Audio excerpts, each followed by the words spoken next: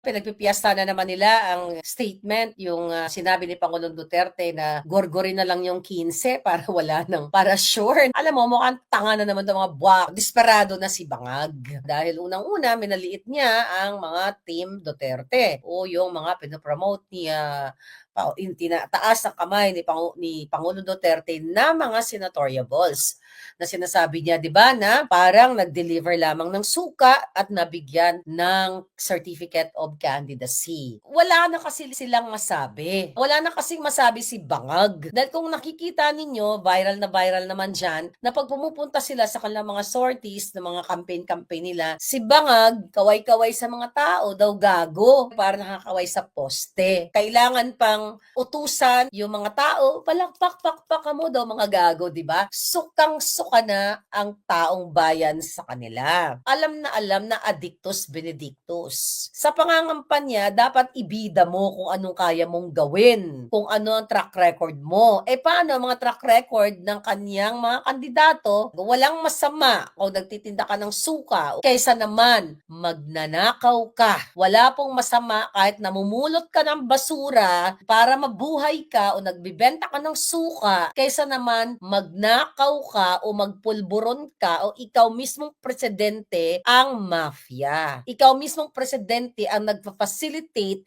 sa pagbenta ng pulboronic. Recently, sinabi nga ni Pangulong Duterte, hindi lang pulboron ang tinitira, pati H na klase ng ipinagbabawal na na D. So kaya sila pikon na pikon kasi nakikita nila kung gaano pa rin ka-powerful ang impact ng mga Duterte. Kaya nga, 'di ba, ayaw tigilan si Inday Sara. Kaya ayaw nilang tigilan yung kadyotahang mga impeachment na yan na bawal ang ginawa nila dahil nga hindi naman pinag-aralan ng mga pumirmang kongresista dahil yung karamihan dyan ay forced to sign the impeachment kapalit ng pera ng bayan, kapalit ng ayuda. Kaya yung ginayupak na bangag na yan, ano ang sabi niya nung binanggit ni Pangulong Duterte na, dapat dyan may lagay natin yung mga senador natin, gorgorin yung 15 o yung mga senatoriables nila. Tapos ngayon, ang sabi ni Bangag, yun lang daw kasi parang pwedeng gawin ng Duterte camp ang gumurgor ng tao. Kayo ang may kakayahang manggurgur ng tao. So kung meron manggurgurero dito, ang mga Marcos, kayo yan. Ang sinasabi ni Pangulong Duterte, yun ay